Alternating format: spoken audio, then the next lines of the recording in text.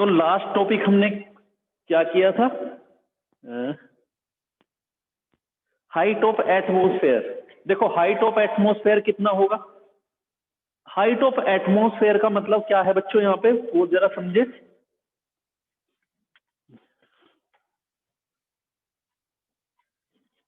Height of atmosphere से मतलब है बच्चों यहाँ कि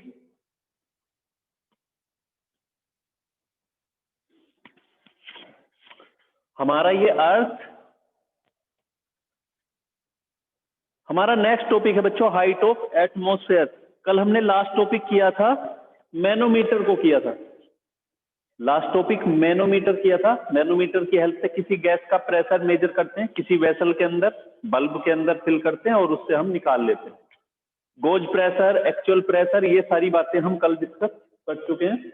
अब देखते हैं कि मान के चले हमारी ये अर्थ, और अर्थ के अबाउट ये एक एटमॉस्फेयर है ना, अर्थ के चारों तरफ ये एटमॉस्फेयर है। और यहां पे हमें ये चेक करना है कि इस एटमॉस्फेयर की हाइट कितना है ना। मान के चलते हैं ये h हाइट है। अब ये निकालेंगे कैसे? तो कल हमने डिस्कस कर चुके हैं कि हमारा जो प्रेशर है, एटमॉस्फेरिक प्रेशर हमने डिस्कस किया था।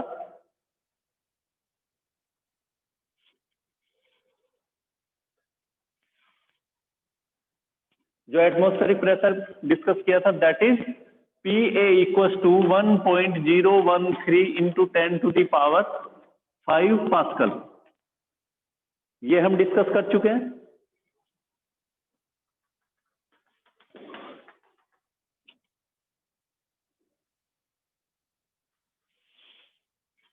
इस तरह से। और क्या था formula? PA equal to H ρg। ऐसा नहीं कि लिक्विड के लिए फॉर्मूला यूज होगा, एयर पार्टिकल्स के लिए भी होगा कि वो कितना प्रेशर एग्जर्ट करते हैं। तो अब यहां पे बात आएगी, कल लिक्विड यूज किया था तो डेंसिटी लिक्विड की ली थी, चाहे वो मरकरी यूज किया तो मरकरी की लिया, वाटर यूज करेंगे तो वाटर की लेंगे। और यहां पे एटमॉस्फेयर में क्या है? एयर। और ये देखा जाता है कि एयर की जो डेंसिटी होती है वो होती है 1.3 किलोग्राम पर मीटर क्यूब। एच हमने पढ़ा है, कितनी हाइट के लिए लिया था? सॉरी, एच तो हमें निकालना है कि कितना कहां तक है ना भाई। ये जो डेंसिटी है ये पूरे के लिए यूनिफॉर्मली कंसीडर किया।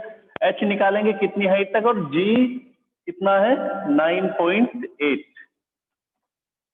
तो वैल्यू पुट करते हैं 1.013 10⁵ इक्वल टू, हाइट मेजर करना है, रो की वैल्यू 1.3 9.8। और जब हम इसको निकालेंगे तो बच्चों ये आएगा 1.013 इंटू 10⁵ अपॉन 1.3 इंटू 9.8, इस तरह से।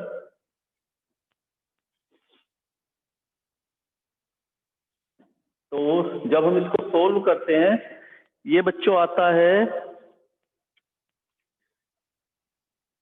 7951 मीटर। अगर इसे किलोमीटर में कन्वर्ट करें तो ये 7.9 किलोमीटर बनेगा, है ना। 7.9 किलोमीटर का मतलब है अप्रोक्सीमेट 8 किलोमीटर। तो हमारा जो एटमॉस्फेयर होता है उसकी हाइट लगभग 8 किलोमीटर तक होती है। ये हमारे अर्थ सरफेस से 8 किलोमीटर की हाइट तक जो एयर है लगभग वो यूनिफॉर्म है, और उसका जो एटमॉस्फेयर मीन्स ऑक्सीजन वगैरह वगैरह ये सारी चीजें, गैस पार्टिकल्स, वो 8 किलोमीटर तक है, ये कंसीडर करते हैं अप्रोक्स में। ठीक है, तो इस तरह से ये निकाल सकते हैं। चले, इसके बाद next topic, units of pressure.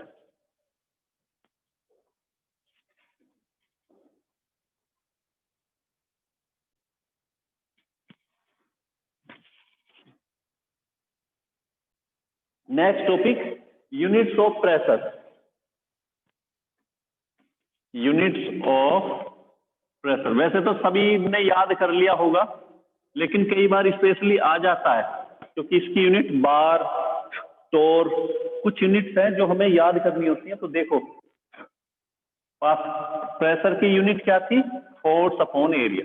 तो एक यूनिट तो हो गई न्यूटन पर मीटर स्क्वायर और पास्कल। डायमेंशनल फॉर्मूला क्या होगा प्रेशर का न्यूटन के लिए? अगर न्यूटन है ऊपर तो M L T minus 2 metre square L2, तो क्या आएगा? M L inverse T minus 2। ये आ गया। इसके बाद मेट्रोलॉजी में मौसम विभाग वैज्ञानिक जो यूज करते हैं वो बार यूज करते हैं, है ना। दूसरा एक और भी है, 1 atmospheric pressure. 1 atmospheric pressure.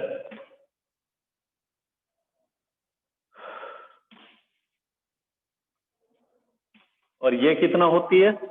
1.013 10⁵ pascal. ठीक है, इसे शॉर्ट में ये भी लिख सकते हैं 1 ATM। ATM भी लिख देते हैं बच्चे को। इसके बाद मेट्रोलॉजी में बार होती है। बार भी यूनिट है प्रेशर की। ये जो भी लिख रहा हूं मैं, ये तो फॉर्मूला है केवल यहाँ पे, बाकी जो जितनी भी है ये डायमेंशनल फॉर्मूला है। तो 1 एटमॉस्फेरिक प्रेशर ये भी यूनिट है, या ये बोल सकते हो पास्कल भी यूनिट है, और 1 बार ये भी यूनिट होती है। 1 बार इक्वल टू 10⁵ पास्कल। मिली बार में भी बोल देते हैं 1 मिली बार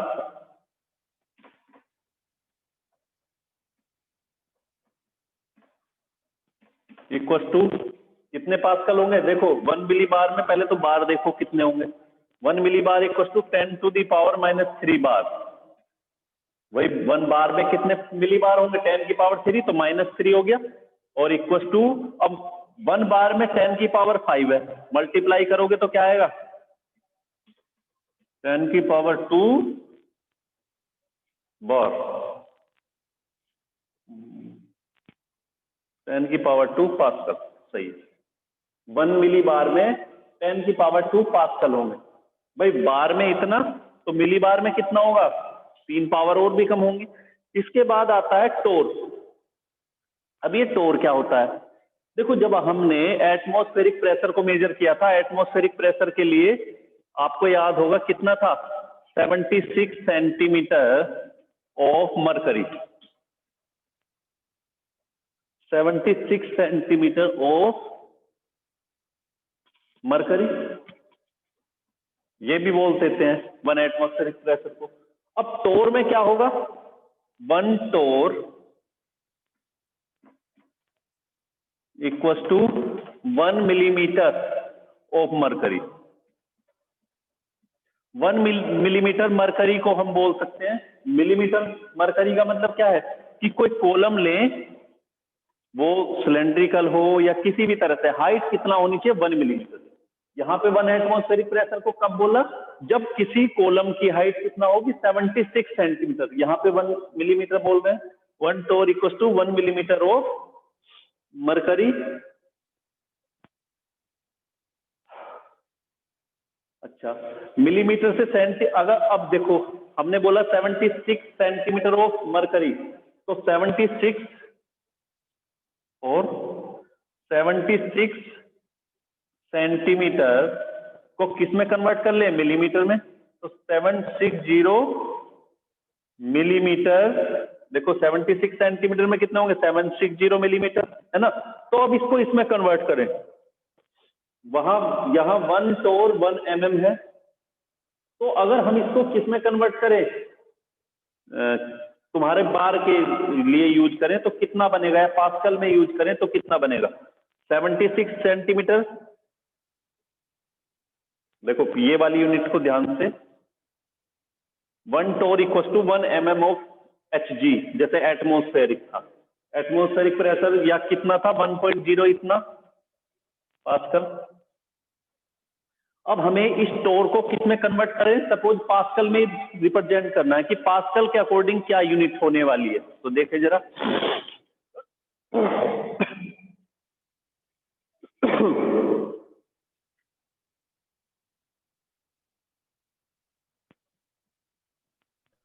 तो 76 इक्वल टू 760 mm। अब 1 टोर में इतने mm था, तो 760 mm में कितना होगा? फिर से 1 टोर 1 दोनों का इक्वल है, ये बोल दें या ये बोल दें। लेकिन अगर हम 76 सेंटीमीटर ऑफ मरकरी Hg है और ये किसके इक्वल था? 1.0 इतना equal multiply 10 to the power 5 pascal. भाई यही तो है, जितना प्रेशर इतने मरकरी का होगा वो इतने पास्कल के इक्वल है। तो इसी तरह से अब 160 mm को क्या लिख सकते हैं? Of mercury 760 mm of mercury equals to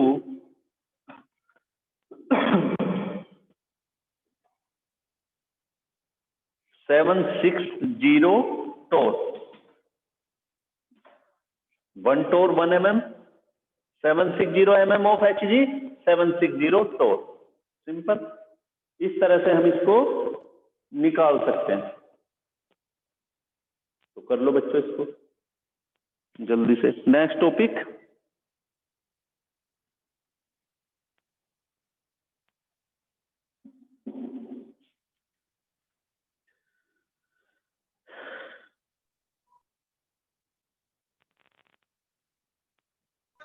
sir. हाँ जी, एक मिनट।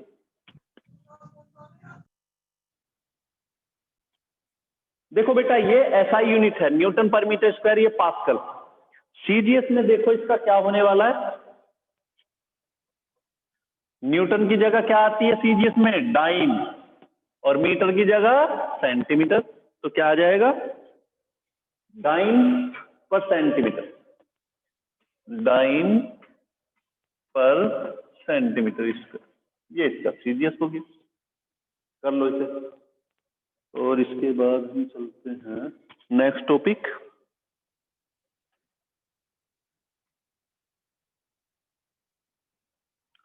वो सारे जो आपने 9th में पढ़ा था, क्योंकि वो सिलेबस में नहीं है, लेकिन थोड़ा सा एक रिव्यू ले लेते हैं जल्दी से।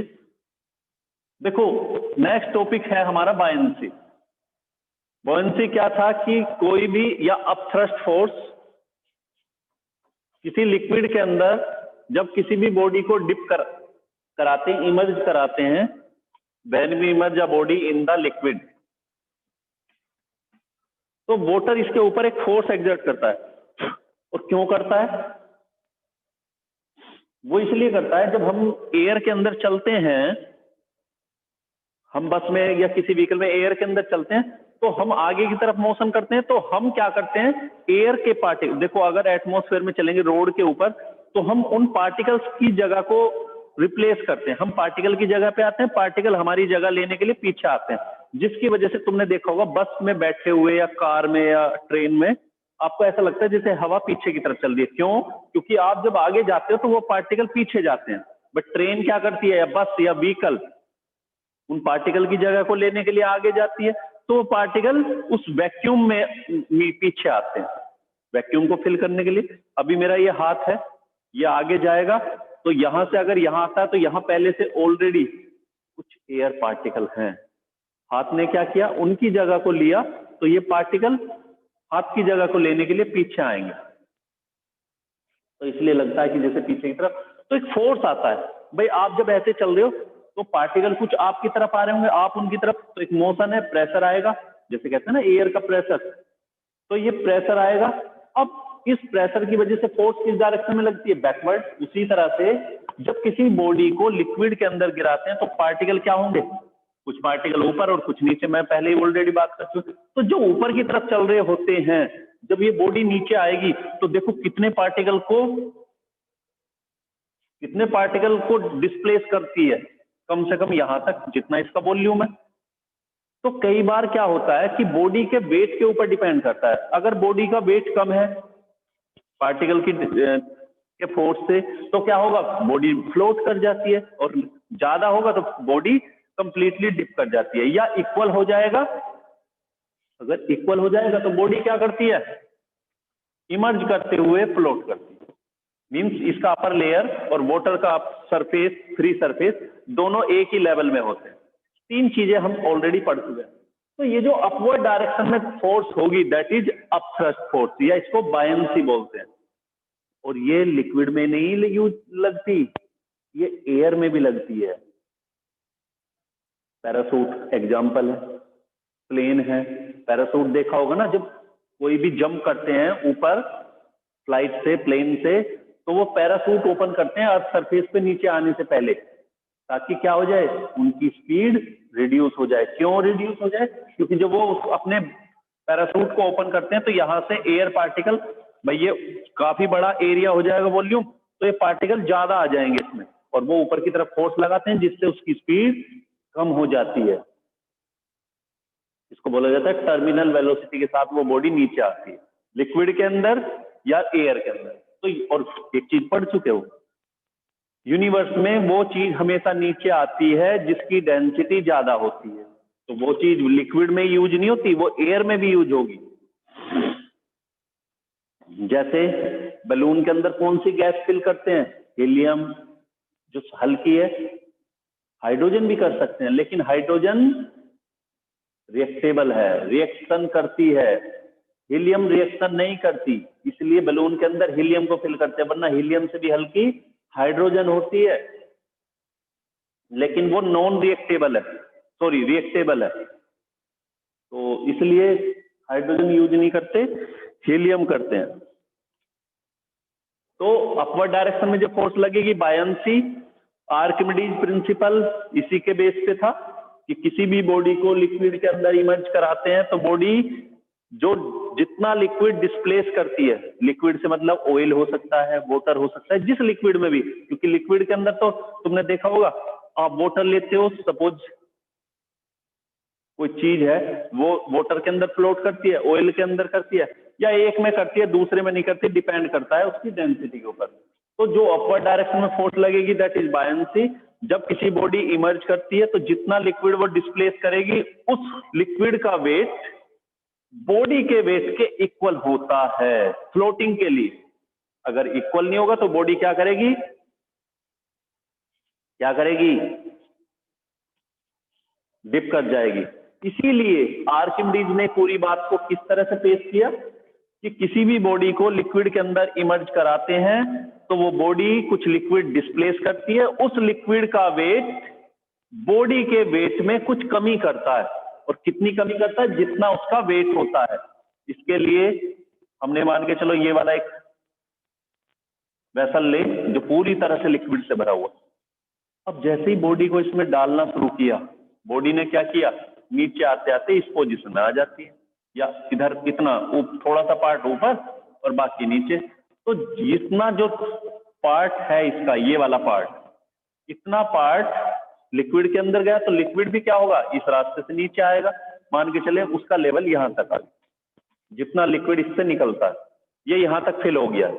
अब इस लिक्विड को वेट करते हैं, मास ले लेते हैं, तो जितना मास इधर आया या जितना वेट इसका होगा उतना ही इसके वेट में कमी आएगी। अब अगर ये वेट इसके वेट के इक्वल है, ऐसा भी तो चांस हो सकता है, बॉडी मान लो बहुत ज्यादा वेट वाली थी जिसकी डेंसिटी ज्यादा है, जैसे आयरन, तो ये वाला वेट इसके वेट के इक्वल नहीं होगा, बल्कि क्या होगा, कम होगा। लेकिन अगर ये वुड है, लकड़ी का है या कुछ और है, तो क्या होगा, ये वेट इसके इक्वल रहेगा। और अगर आपकी बोट है,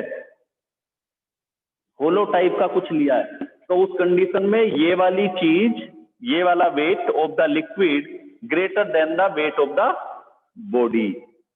जब ये वाली चीज आती है कि इस लिक्विड का weight greater the weight of the body, तब बॉडी क्या करती है, कुछ पार्ट उसका बाहर रहता है, इस तरह से फ्लोट करती है। कैसे फ्लोट करती है, तीन तरह से फ्लोटिंग देखी थी आपने, दो तरह से, एक तो लिक्विड ये कुछ पार्ट बॉडी का बाहर, दूसरा ये बॉडी के अंदर रहते हुए, और तीसरा ये कंप्लीटली डिप, वाटर यहाँ, लिक्विड यहाँ है और बॉडी कहाँ है, बॉटम में। तो इस कंडीशन में क्या था, वेट ऑफ द बॉडी,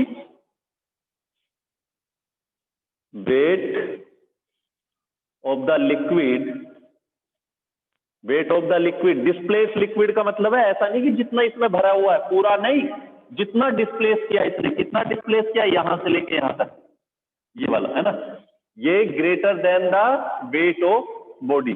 दूसरी कंडीशन में weight of the liquid equal to weight of body, और तीसरी कंडीशन में weight of liquid less than weight of body. ये तीन कंडीशन थी, और इसी के अकॉर्डिंग हमने डेंसिटी का भी यही वाली कंडीशन लेते हैं। डेंसिटी में भी सेम यही रहता है, density of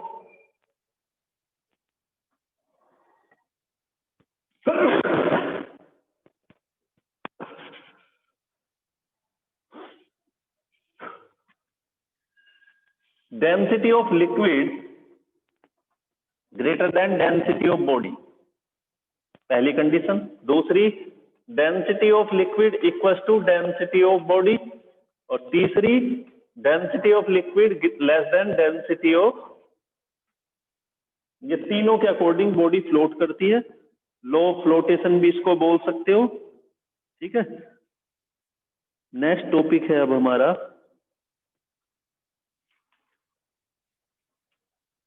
viscosity, important topic है विस्कोसिटी।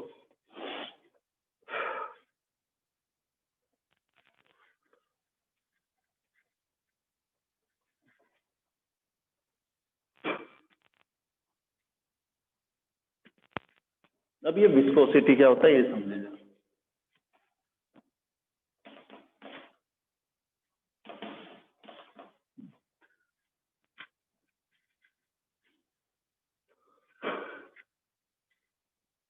मान के चले हम लिक्विड को किसी सरफेस के ऊपर फैला देते हैं, जैसे हम देखें कि लिक्विड लेते हैं किसी बकेट में किसी, और उसको किसी सरफेस के ऊपर डालते हैं, या किसी रिवर के अंदर कोई लिक्विड फ्लो होता है, या किसी पाइप के अंदर लिक्विड फ्लो होता है। तो होता क्या है, लिक्विड डिफरेंट लेयर में फ्लो होता है। सबसे पहले बॉटम से टच होते हुए एक लेयर फ्लो होगी, है ना, एक लेयर सबसे पहले बॉटम से टच होते हुए, दूसरा थोड़ा ऊपर, उसके ऊपर वाली इस तरह से, फिर और ऊपर, और इस तरह से। मान के चलो लिक्विड का लेवल इतना है, इस लेवल तक लिक्विड फ्लो होता है, भाई किसी लेवल तक तो होगा। जैसे कि बकेट में देखते हो 5 लीटर है, तो कुछ हाइट तो होगी ना। जैसे नदी में बोलते हैं कि 12 फीट पानी है, या 100 फीट पानी है, या 10 फीट पानी है ना। तो इस तरह से लेवल है अलग अलग। तो वो लिक्विड लेयर की फॉर्म में फ्लो होता है। लेयर का मतलब लगता है कि लिक्विड पूरा है, लेकिन बीच बीच में लेयर्स इमेजिन कर सकते हो। और ये लेयर इस तरह से होती है कि जो सबसे टच वाली लेयर है, बॉटम लोवेस्ट लेयर है, उसकी वेलोसिटी लगभग 0 होती है, जो टच होती है ग्राउंड से 0 होती है। उसके ऊपर वाली थोड़ी आगे रहती है, थोड़ी स्पीड ज्यादा से फ्लो होती है। जो ऊपर वाली वो और थोड़ा ज्यादा, वो और ज्यादा, और सबसे ऊपर वाली सबसे तेज स्पीड से फ्लो होती है। तो याद रखो, अगर हम बॉटम में जाते हैं किसी भी रिवर या किसी भी चीज के, तो वहां पे वेलोसिटी बहुत कम होते जाती है, या 0 भी हो सकती है। इसीलिए देखा भी होगा तुमने कि तालाब में या कहीं पर भी जो एक्वेटिक लाइफ है वो कहाँ रहती है, बॉटम में, क्योंकि वहां पे फ्लोटेशन लगभग नेग्लेक्ट होता है। चाहे वो रिवर की बात ही क्यों ना करें, कनल की बात क्यों ना करें, है ना। आप पानी को भी देख सकते हो अपने फ्लोर पे, अगर एकदम से थोड़ा थोड़ा है तो चलता रहेगा, या लेयर नीचे आ जाए तो स्पीड उतना ही स्लो हो जाएगी। अगर तेज स्पीड से तो उतना ही हाइट, अगर जितनी ज्यादा उतना। समुद्र में देखा होगा लहर ऊपर रहती है, नीचे नहीं। पानी के ऊपर जो समुद्र में पानी की लहर आती है वो सबसे ऊपर ऊपर चलती है, नीचे नहीं चलती, नीचे तक। तो उसका रीजन ये है, क्या रीजन है कि ये पार्टिकल और ये पार्टिकल, मैंने बोला सबसे नीचे वाली सबसे कम।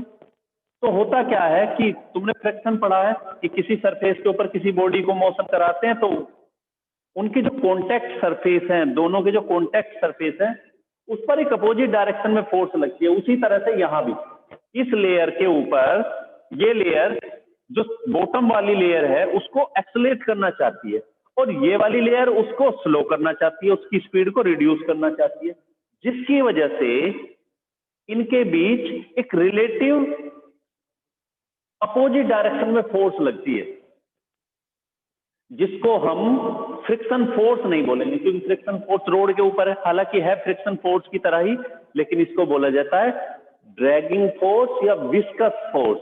याद रखना, लिक्विड के केस में फ्रिक्शन फोर्स को ड्रैगिंग फोर्स या विस्कस फोर्स बोला जाता है।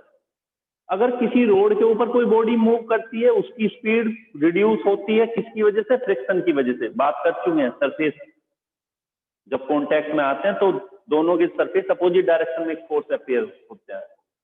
तो उसी तरह से ये लेयर इसको एक्सलेट करना चाहती है, लेकिन ये एक्सलेट करना चाहती है, इसको रिटार्ड करना चाहती है, इसकी स्पीड को घटाना चाहती है। इसी तरह से ऊपर वाली इसको एक्सलेट करना चाहती है, ये उसको डी एक्सलेट करती है, और लगातार ऊपर की तरफ चलें तो सबसे ज्यादा वेलोसिटी किसकी है? जिसको मैंने एरो से क्लियर किया। यहाँ पे एरो ये रिप्रेजेंट करता है कि सबसे ज्यादा स्पीड किसकी है? अपर मोस्ट लेयर की, सबसे ऊपर वाली लेयर। तो ये जो नेचर है इस लिक्विड की, हर किसी लिक्विड की ये जो प्रॉपर्टी है, दैट इज विस्कोसिटी। उस लिक्विड की वो nature of the liquid by which it opposes the motion between the different layer of the liquid. The nature of a liquid in between the different layer of the liquid due to which liquid reduce its speed is called viscosity, and the force and that force between the layers is called dragging force or viscous force।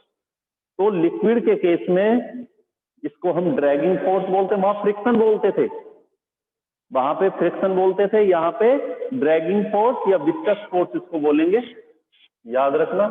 And the nature and the property of the liquid is called viscosity। Next topic आता है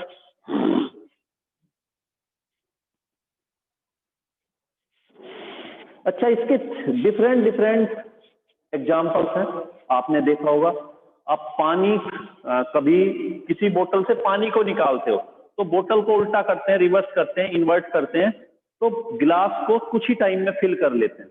लेकिन जरा सोचो, जब आप किसी jam की बोतल को, सॉस की बोतल को, या शहद की, हनी की बोतल को इन्वर्ट करते हो, उल्टा करते हैं, तो देखा होगा काफी टाइम के बाद उसके अंदर से वो निकलता है। क्यों?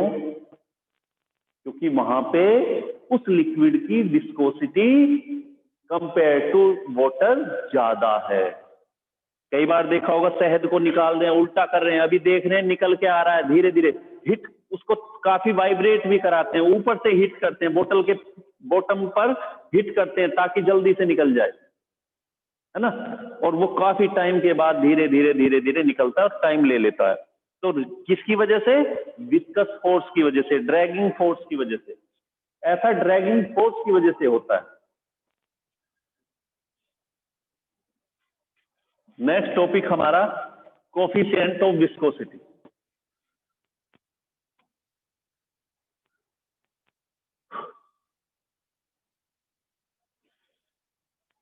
अच्छा, हम एयर में अगर मूव करते हैं, चलना चाहते हैं, वॉक करना चाहते हैं, तो तेजी से चल पाते हैं वाटर के कंपेयर में। क्यों? क्योंकि एयर में विस्कस फोर्स कम है, वाटर में ज्यादा है। हनी वाला एग्जांपल हो गया, और कई सारे एग्जांपल हैं।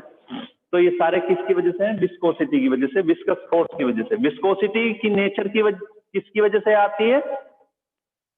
किसी लिक्विड के अंदर जो विस्कोसिटी नेचर है किसकी वजह से है? विस्कस फोर्स की वजह से। Next topic, coefficient of viscosity. Coefficient of viscosity. अब ये क्या होता है? तो अभी हमने देखा कि ये सरफेस, इस सरफेस के ऊपर डिफरेंट लेयर, सपोज ये लेयर 1, ये लेयर 2, इस लेयर की डिस्टेंस x, इस लेयर की distance x plus delta x। इसकी वेलोसिटी v और इसकी velocity v plus delta v। दोनों का सरफेस एरिया, ये भी a वो भी a, भाई a के ऊपर a मान के चलो फिक्स है, आपका ये रास्ता है, इसके अंदर लिक्विड इस तरह से फ्लो होता है, तो एरिया तो यही रहेगा लेयर का, भाई बीच का पूरा ये मान के चलो ये लेयर ऐसे और एक दूसरी लेयर इस तरह से, ये थोड़ा आगे निकल रही है, ऐसे देखो जरा, लिक्विड को फ्लो कराते हैं, है ना, और जब ये चलेगा तो इस तरह से थोड़ा सा इसकी मोशन ज्यादा रहती है। तो ये जो इनके लेयर का कॉन्टेक्ट एरिया है दैट इज ए, दोनों का कॉमन है ए ही रहेगा। तो नेक्स्ट टॉपिक है इसमें velocity gradient. Velocity gradient, coefficient of viscosity से पहले वेलोसिटी ग्रेडियंट को समझ लें। ग्रेडियंट वर्ड जब भी आ जाए समझ जाना, change in that quantity with distance, ये याद रखना। तो मैंने बोला वेलोसिटी ग्रेडियंट, वेलोसिटी ग्रेडियंट ये क्या होता है? तो क्या होगा, delta V upon delta x. कितना था, जिसकी वजह से देखो v, तो इस v से कितना ज्यादा, डेल्टा v, कितना डिस्टेंस है दोनों के बीच, यहां से यहां तक कितना चेंज हुआ वेलोसिटी में, डेल्टा v, इसके साथ विद डिस्टेंस। तो हमेशा क्या बोला जाएगा, ग्रेडियंट वर्ड जब भी आ जाए, अगर बोला जाता टेम्परेचर ग्रेडियंट, तो change in temperature, the rate of change of temperature with distance, delta T upon delta X means distance. तो इसी तरह से वेलोसिटी ग्रेडियंट क्या बोला जाएगा, the rate of change of velocity with distance perpendicular to the distance between the layers, दोनों के बीच की जो डिस्टेंस है इज कॉल्ड वेलोसिटी ग्रेडियंट। तो ये देखा गया कि जो लेयर्स हैं इनके बीच में जो ड्रैगिंग फोर्स वर्क करती है, ओके, तो कोफिशिएंट ऑफ विस्कोसिटी क्या है बच्चों, तो जो दोनों लेयर के बीच में जो हमारा विस्कस फोर्स है किस पर डिपेंड करता है, depends on the velocity gradient and inversely proportional to the, directly proportional to velocity gradient and directly proportional to the area। दोनों को कंबाइन करोगे, a delta B upon delta X, F equals to constant आएगा। अच्छा, ये अगर हम force की बात करें तो जितना ऊपर की तरफ चलोगे, देखो जितना हम ऊपर की तरफ चलेंगे वेलोसिटी जितना ज्यादा, ड्रैगिंग फोर्स वेलोसिटी में अगर डिफरेंस ज्यादा है तो क्योंकि अपोजिट डायरेक्शन में चल रहे हो आप, भाई जितना ऊपर चलोगे डिस्टेंस ज्यादा होगी, वेलोसिटी उतनी ही ज्यादा। तो ये नेगेटिव साइन रिप्रेजेंट करता है उसकी अपोजिट डायरेक्शन को। नेगेटिव केवल डायरेक्शन के लिए है, यूज करो या ना करो। इक्वल्स टू एक कांस्टेंट आएगा eta, that is coefficient of viscosity, delta A delta V upon delta X, और ईटा इक्वल्स टू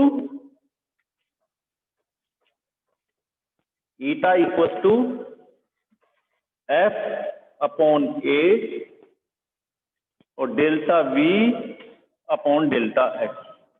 तो क्या होगा coefficient of viscosity, viscous force applied on per unit area between the layers and unit velocity gradient, with unit velocity gradient के साथ